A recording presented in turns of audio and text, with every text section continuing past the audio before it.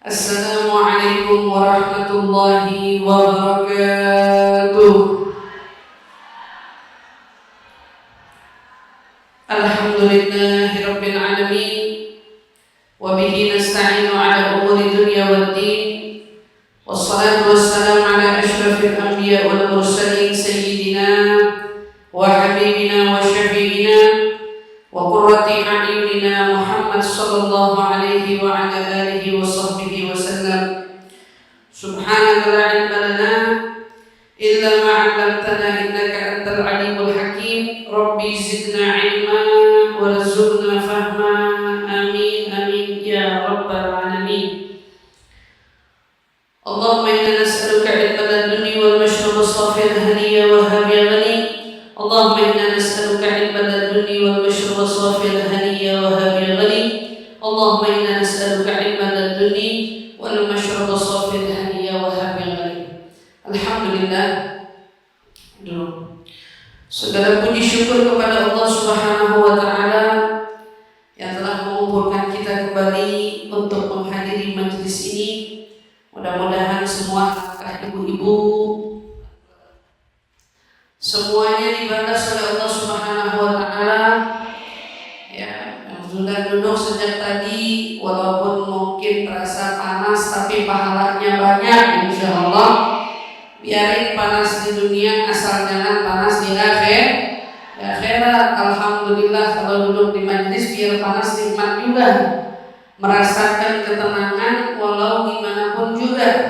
Dan memang seperti itulah ciri-cirinya menghadiri majelis taklim, menghadiri majelis ilmu. Alhamdulillah kita mah masih untung. Biar duduk di majelis tapi masih ketutup atap. Tapi di sana ada orang-orang yang imannya kuat bermajelis tanpa atap. Betul tidak? Dulu Nabi SAW pun berjuang menyebarluaskan agama ini dengan ala kadarnya. Nabi tidak tiba-tiba dakwah di masjid yang sudah indah, tetapi beliau membangunnya dengan peralatan ala kadarnya. Bahkan atapnya itu cuma sebatas pelepah korma dan lantainya tidak berlantai sekalipun. Dan ini nikmat dari Allah Subhanahu wa taala. Kita bermajelis masih diadakan tempatnya, masih dinaungi, masih ada kipasnya, masih ada karpetnya, dan masih digaungkan dengan lantunan sholawat yang merdunya. Ini nikmat dari Allah Subhanahu wa taala yang seharusnya dengan kita mendapatkan nikmat ini semua, kita perlu menyadarkan diri kita. Sudahkah kita menjadi orang mukmin yang sebenarnya? Apakah kita betul orang mukmin? Maka kita coba lihat apa yang dikatakan oleh Imam Fudail bin Iyad. Al-Imam Fudail bin Iyad beliau berkata, al-mu'min yastur wa yansah. Kamu mau tahu orang mukmin itu siapa? Orang mukmin itu orang yang paling suka nutupin kesalahan orang. Itu orang mukmin. Orang mukmin siapa? Orang mukmin orang yang menutupi kesalahan orang. Tiap kali dia melihat ada sesuatu yang tidak berkenan, yang tidak enak dipandang, atau mungkin ada aib dari saudaranya yang tersingkap, apa yang dia lakukan? Dia bukan menjadi penyebar luas, tetapi justru dia menjadi yang menutupi aib tersebut. Dia yang menjadi pelindung, dia yang menjaga kehormatan saudaranya, bukan justru dia yang saling mengumbar kejelekan antara satu sama lain. Dari nasihat ini kayaknya kita bisa merenung, kita ini mukmin yang mana? Karena terkadang kadang-kadang walaupun kita ngaku diri kita orang mukmin, kita masih suka tuh ngomongin jeleknya orang. Kita masih suka ngumbar-ngumbar kesalahan orang. Bahkan kadang-kadang yang bikin sedih kita penyebab rusaknya hubungan orang. Nauzubillah. Enggak. Tapi kalau Imam Fudail ngasih ringkas saja, yastur wa yusur. Artinya orang mukmin itu punya sifat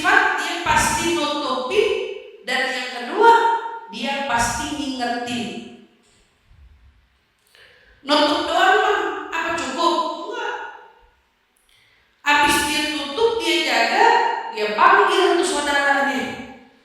Kalau memang saudaranya salah, dia ingatkan. Kalau mungkin berita yang dia dengar salah, maka dia abaikan. Intinya kita jadi orang kalau dengar kabar buruk tentang orang, jangan langsung percaya. Ngapain? Panggil dulu, tabayun dulu, tanya dulu, sesuai gak nih kabar yang didengar sama yang ada faktanya.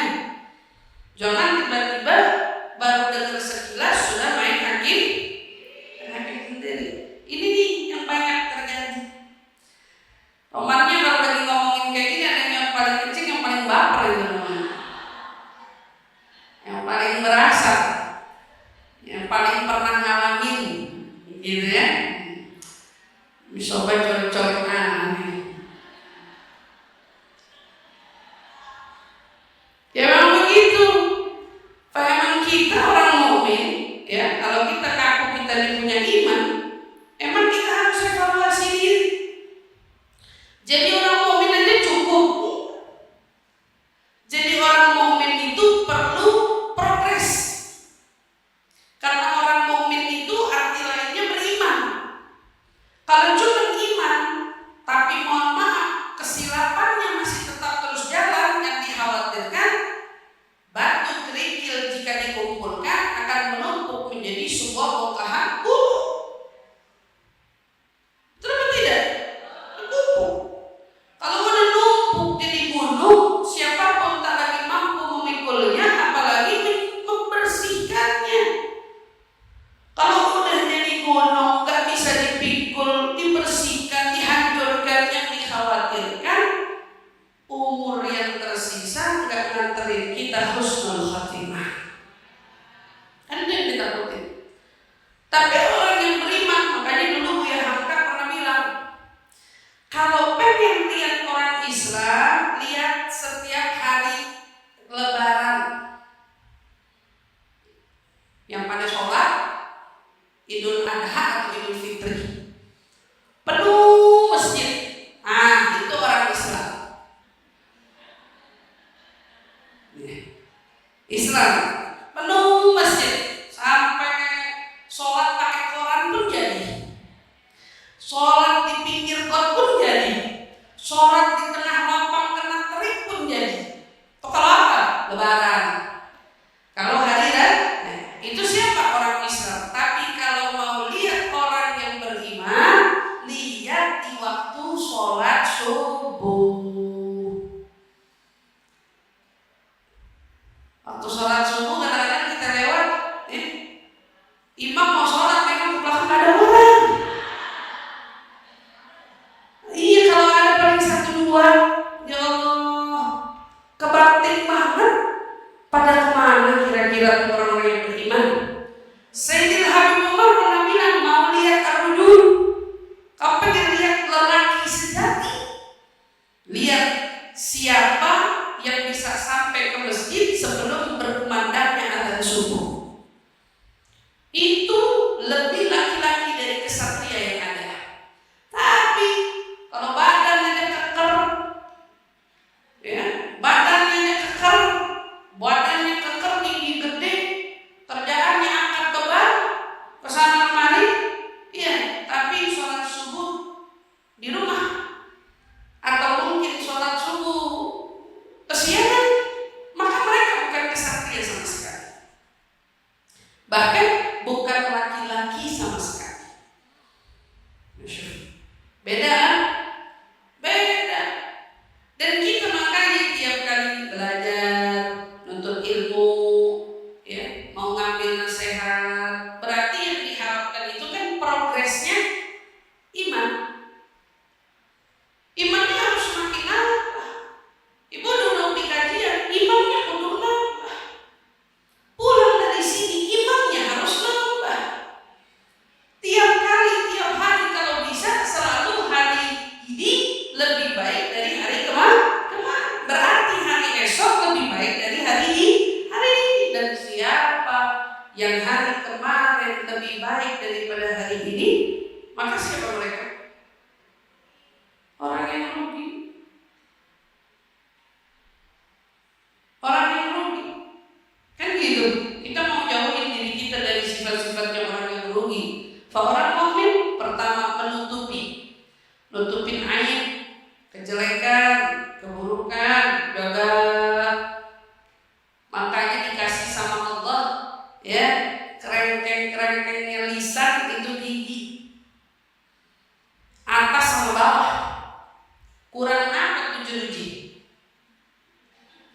Coba.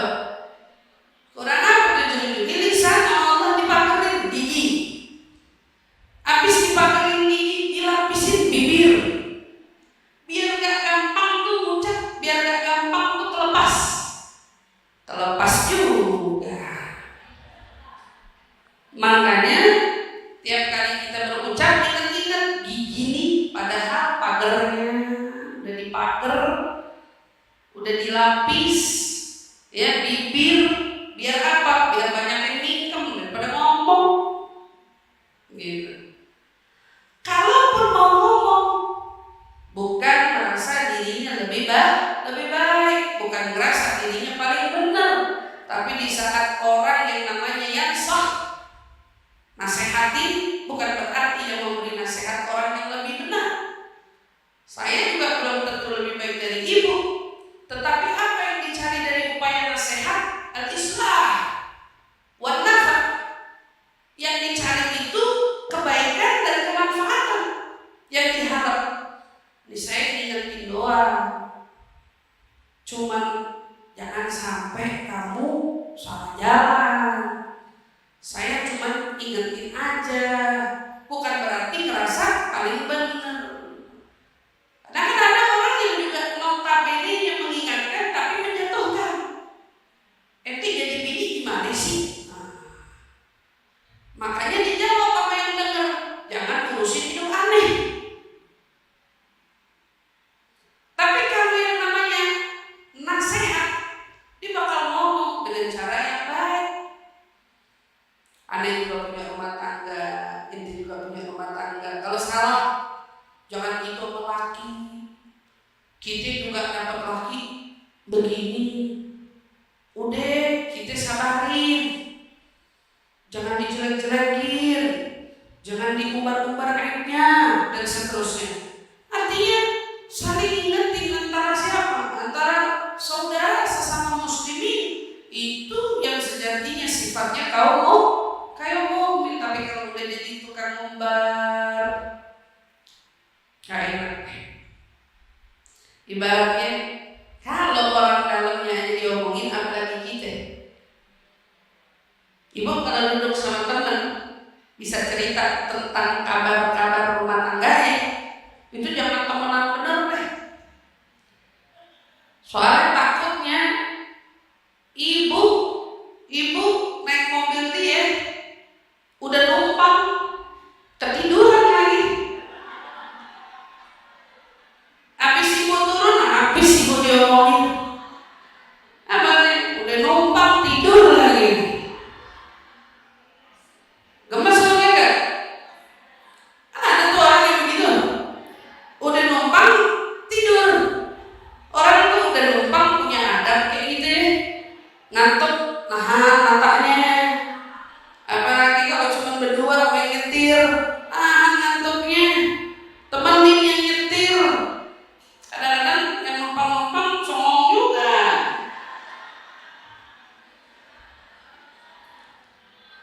Pada baper, pada rasa. Orang tuh kalau numpang kan mestinya gitu kan, udah numpang udah baik gitu. Makanya kemana-mana nggak punya mobil, punya itol. Ibu belum punya mobil, nggak apa-apa, punya itol dulu. Jadi kalau nebeng sama orang mau bayar tol, keluarin itolnya. Nih pakai itolan aja, nggak usah, kasih itolnya.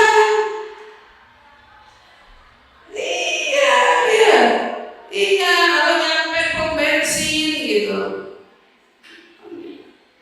Bentar ya anak ke kamar mandi, tahu-tahu ibu yang bayarin, kan enak begitu. Perlu tahu etika, perlu tahu adab. Di kadang-kadang udah numpang tidur, atau nggak tidur nelpon, berisik. Orang kalau numpang kan gitu lihat-lihat, waktu ngomong, diajak ngomong ada. Ini baru hubungan antara kita yang sederhana. Kita masih perlu belajar. Kalau numpang kita masih perlu belajar. Sama kalau numpang tuh tahu diri. Ini udah kayak ratu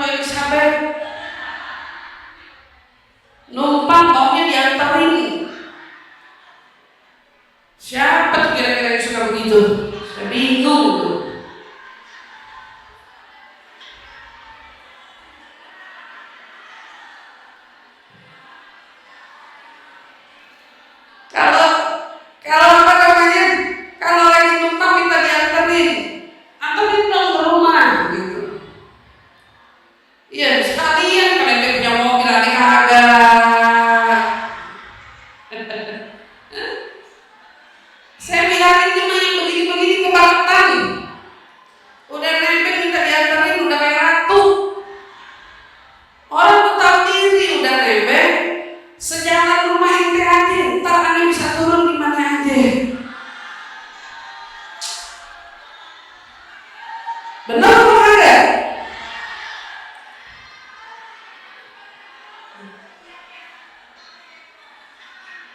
Ini ibu-ibu nih, di etika menumpang nih, etika sesama muslimin nih, ya. Ustazah, emang pernah digituin? Saya nggak pernah. Saya alhamdulillah nggak pernah digituin, cuman saya kayaknya ngamatin orang sian gitu. Orang yang udah ditumpangin dianterin sampai rumahnya gitu. Jangan kebangetan. Ya ibu ya. Iya adab. Kita adab.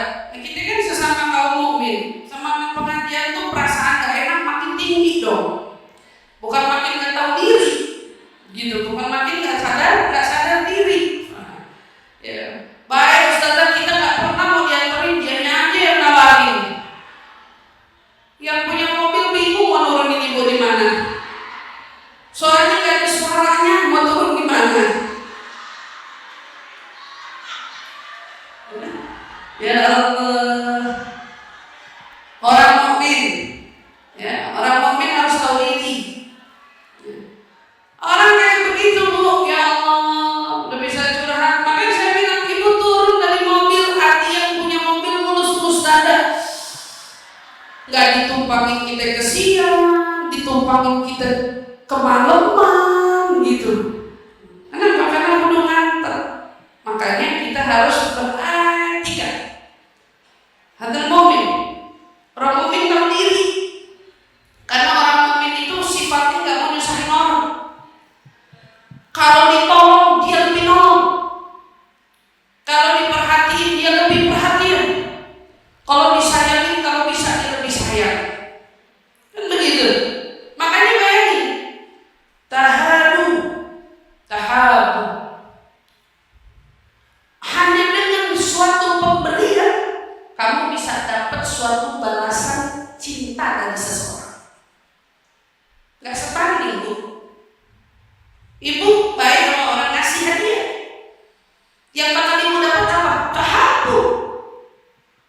Balasannya cinta loh. Hadiah dong, tapi balasannya cinta. Bukan balasannya belum tentu hadiah lagi. Tapi bisa jadi orang yang pernah ibu kasih hadiah naruh hatinya ibu namanya di situ. Ini orang baik banget sama kita. Ini orang gak disangka-sangka ingat sama kita. Orang mukmin begitu. Di saat ada orang berbuat baik, dia bukan lupa diri. Apalagi sampai lupa terima kasih, nggak ada. Tapi justru dia yang paling utama. Makanya jangan sampai kebalikannya. Wal fajir yahdi. Orang fajir siapa? Orang fajir kerjaannya berarti lawannya orang mukmin. Kerjaannya apa? Mencela, nyalahin, ngejelekin, nyakitin, terus apa lagi? Ngeselin, kejelekan orang itu sama dia disebut yahdi. Udah menghardik, apalagi nyala-nyalahin, mencaci maki. Sifatnya orang-orang yang gak ada iman di hatinya. Itu begitu. Kadang kita gak sadar. Kita mau jadi orang beriman, tapi kok perilaku kita bertentangan dengan orang yang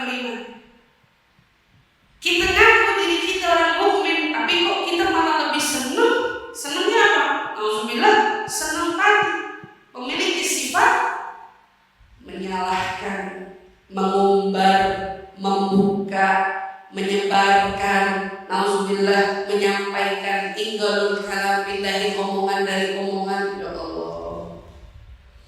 Hari ini mah sederhana aja. Kalau di zamannya Nabi Musa alaihissalatu wassalam, tatkala ketemu sama masa pacaklik, panas, hujan gak turun-turun, semua yang bertani pada rugi, gak bisa panen. Kenapa? Karena semuanya hancur, karena kekeringan dan lain sebagainya. Berapa kali mereka memohon kepada Allah untuk apa? Diturunkan hujan tapi tak kunjung turun hujan, sampai akhirnya Nabi Allah Musa alaihissalam mohon kepada Allah, ya Allah, kenapa nih kok udah lama kita berdoa pada meminta apa? Turunnya hujan tapi tidak kunjung kau turunkan hujan. Apa jawaban Allah? Ya Musa, selagi di antara kaummu ada tukang pengadu domba, maka selama itu pula tidak akan kuturunkan hujan di tengah-tengah mereka. Siapa? Tukang pengadu domba. Dampaknya satu kota. Satu kota bisa tak turun hujan gara-gara ada orang pengadu domba.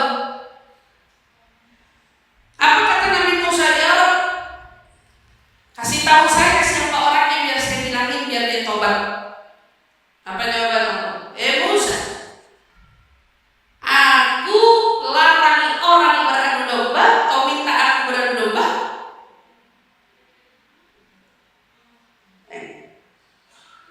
Allah nggak kepikir juga nggak gitu mengira Allah beradu domba. Kita pikir juga nggak, tapi Allah ngingetin kita. Kamu nanya siapa orangnya? Bilang saya larang kamu untuk mengadu domba. Masa saya mau jadi tukang adu domba? Ngebuka aibnya orang? Masya Allah. Ngasih tahu jeleknya orang? Nah. Segitu rapat Allah tutup kesalahan kita. Segitu rapat. Nabi Musa kemudian ngumpulin kaumnya. Siapa di antara kalian lemah, maka bertobatlah kepada Allah. Jika ada di antara kalian tukang adu domba, tobatlah kepada Allah. Atas dasar sebab pengadu domba kita ditahan hujan oleh Allah Subhanahu wa taala. Habis Nabi Musa ngomong begitu, sadar si tukang pengadu domba. Dia tobat, dia minta maaf sama Allah. Seketika itu juga awan kumpul hujan turun. Kalau satu kota ada tukang pengadu domba, dampaknya satu kota kekeringan. Gimana nggak kalau tukang pengadu domba ada di rumah kita? Betapa keringnya rumah itu dari keharmonisan. Betapa keringnya rumah itu dari kehangatan. Betapa keringnya rumah itu dari kebaikan. Betapa keringnya rumah itu dari apa? Dari kemaslahatan. Tetapi yang lebih fatalnya lagi, kalau si pengadu domba kita sendiri, betapa keringnya hati kita ini. Betapa keringnya jiwa kita ini. Betapa keringnya hati kita ini dari apa?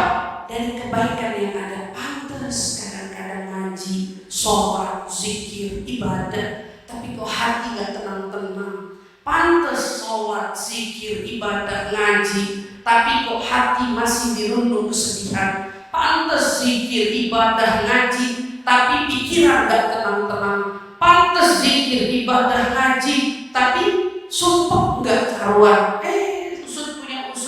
Tunggu dulu, mungkin ada dosa yang belum kita minta ampunkan Allah.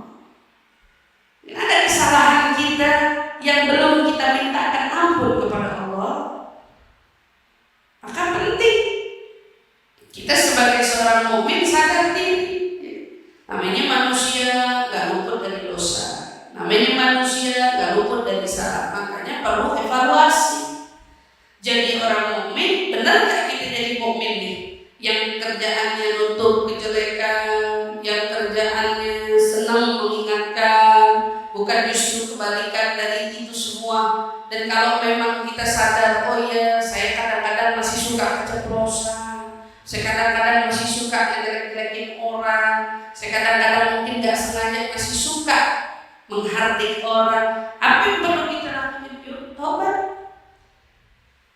Yuk kita benahin diri kita. Karena kita mau bermajelis, mau jadi orang yang lebih baik. Kita bermajelis mau apa? Sallallahu alaihi wasallam, kita mau bermajelis sebelum akhir hayat kita ditutup diambil sama Allah, kita pengen ditutup nyawa kita dalam husnul khotimah. Dan itu semua harus dengan apa? Bersih. Ya dari dosa, ya dari apa? Dari maksiat, ya dari kotoran-kotoran hati yang selama ini mengotori hati kita. Minta dengan apa? Sederhana. Kalau kita hari ini bersihin rumah pakai sabun, tapi sabun doang bisa bersihin enggak? Jadi sebenarnya yang bersihin itu apa? Air. Yang bersihin kotoran air. Maka dengan apa? Sabun istighfar, airnya adalah air mata sendiri. Ente udah punya sabun, kasih tahu. Wa astaghfiru rabbakum innahu kana ghaffar. Kata Allah, suruh istighfar sama Allah. Dia adalah Sang Maha Pengampun. Katanya minta ampun sama Allah. Habis minta ampun, apa cukup? Cuma disabunin doang. Ibu kalau cuci baju cuma disabunin doang. Lengket apa enggak? Bersih apa enggak pertanyaan? Ngilangin kotoran itu sendiri apa tidak? Dia hanya membuat lebih mudah di dalam membersihkan kotoran itu. Tapi yang sejatinya membersihkan air. Jadi apa yang bersihin kita punya hati ini sebenarnya? Air mata kita sendiri yang menangis akan kesalahan yang kita perbuat selama ini. Air mata menangisi dosa itu yang sebetulnya mampu melunturkan semua noda-noda hati. Air mata kita yang kita banjiri dengan apa? Dengan penuh penyesalan akan setiap kesalahan dan kesilapan, itu yang paling ampuh di dalam membersihkan kotoran-kotoran diri. Subhanallah. Dan kalau ternyata kita sadar, dengar nasihat udah, ingat dosa udah, tapi nggak bisa nangis juga, ada masalah. Masalahnya di mana? Di hati kita. Betapa kerasnya hati ini. Ya, kotoran kalau udah keras disiram lagi sama air kagak hilang juga. Gitu. Tapi disiram sama air diapain juga dia kagak bisa. Kenapa? Karena hatinya udah keras. Udah kelihatan kalau udah hati keras, air matanya kering. Karena dia udah lama kagak nangis. Udah lama gak sadar benar dosa. Udah lama lupa daratan, udah lama lupa sama kesilapan. Keras hatinya. Air matanya kering. Dinasihatin berulang, belum kesentuh juga. Tebal hati, kering. Ini yang paling ditakuti. Hati yang keras disebabkan dengan air mata yang tidak bisa menetes, tapi penyebab utamanya adalah dosa yang sudah cukup lama yang tidak kunjung dimintakan ampun di hadapan Allah Subhanahu wa taala. Dan ini sebetulnya keadaan yang perlu kita khawatirkan. Kalau ada dari kita yang dosa tapi ketawa, bye-bye. Kadang-kadang suka gitu. Kita ingat masa jahiliyah gitu. Kita bukan malu, tapi kita malah ketawa. Kita ingat dulu seberapa bandelnya kita mungkin, seberapa vulgarnya kita mungkin, seberapa terbukanya kita mungkin, seberapa bahlul atau bodohnya kita mungkin. Banyak perbuatan-perbuatan yang mungkin kita sadar itu salah dan kita baru tahu belakangan ini. Tapi justru saat kita mengingati kita ketawa. Kita lihat itu seolah sesuatu yang mungkin lucu dan lain sebagainya. Apakah itu justru akan mengantarkan keuntungan bagi kita? Enggak sama sekali. Sama sekali enggak. Tapi kalau ingatnya kita malu.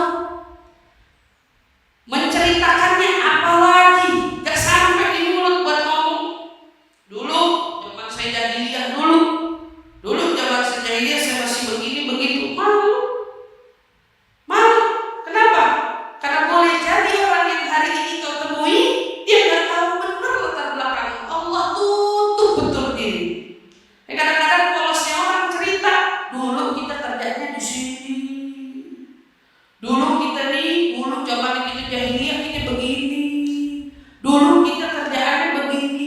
Untuk apa itu diceritanya? Untuk apa? Kata Allah, saya tutup, kamu buka. Saya jagain nama kamu, kamu yang buka. Gak perlu juga untuk diceritakan, apalagi sampai menjadikan bahan candaan dan lain sebagainya. Dosa. Gimana kita mau candain itu? Gimana kita mau jadi terlucut dan lain sebagainya? Makanya sepatutnya orang kalau memang dalam dirinya benar-benar hijrah, maaf ini ngelihat foto dulu dia aja, dia jenak. Ya Allah, foto dulu belum hijrah begini saya, malu. Bagi orang di zaman itu cantiknya kebangetan. Tapi di saat kita melihat hari ini, apa yang mau kita banggakan? Gak ada. Maka saya ingetin sama ibu, kalau masih punya foto-foto jahiliyah, jangan sekali-sekali taruh di tengah rumah.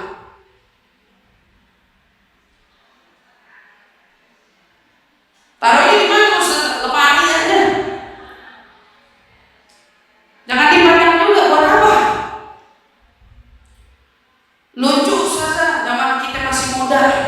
Simpenannya bu, daripada orang yang hari ini ekspektasinya tinggi sama ibu, begitu nyampe ke rumah ternyata dulu orangnya begini.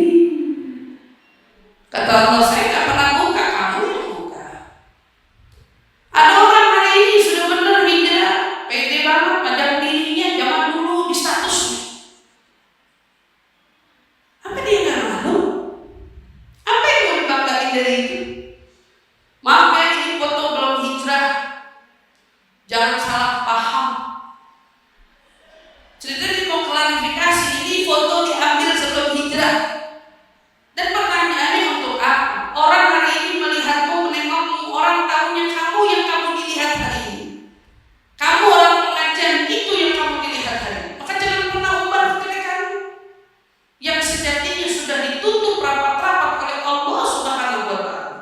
Bahkan dalam hukum fikih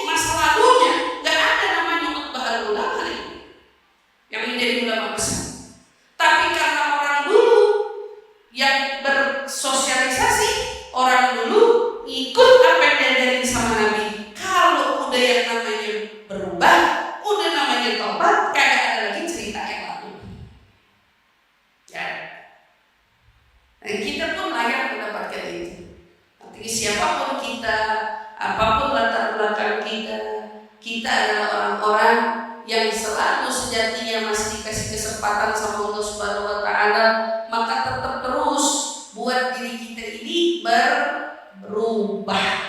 Buat diri kita ini semakin tambah imannya, semakin tambah takwanya, semakin tambah ilmunya. Nah, kalau udah nambah iman takwanya, cek bener nggak nambahnya? Ibu, kadang-kadang kan kita kira nambah, tapi ternyata kagak. Kayak orang apa? Orang manggil tukang AC, sini, benerin dong, yang AC saya kayaknya kotor. Kata tukang AC bilang, tambah freonnya ya Bu. Iya, karena kita nggak ngerti freon apa, freon di mana, ya suruh bayar aja freonnya. Tapi begitu kelar dicuci, AC kita masih panas. Tapi katanya udah dicuci, udah ditambah freon, tapi masih panas. Begitu panggil tukang AC yang kedua, kata tukang AC bilang, ya Bu ini mah cuma kurang freon. Kemarin baru ditambah freonnya. Tapi kan nggak ngerti kan? Kita diajarin hari ini mengevaluasi diri. Iman yang kita anggap ada, yang selama ini kita merasa bahwa diri kita telah beriman, coba cocokin dengan apa yang disampaikan oleh Al-Imam Fudail bin Iyad. Apakah kita sudah menjadi seorang mukmin yang menutup keburukan orang, yang menjaga kejelekan orang, yang menutup ya aib-aibnya orang, atau justru kebalikannya? Kemudian, apakah kita sudah menjadi orang mukmin yang saling mengingatkan akan kebaikan, atau justru kita orang mukmin yang justru saling melecehkan? Naudzubillah enggak. Kita nggak mau, tapi kita ukur-ukur kalau memang ada di antara kita yang masih memiliki sifat-sifat buruk itu, maka insya Allah pulang dari sini Allah ubah keadaan kita menjadi pribadi yang lebih baik lagi.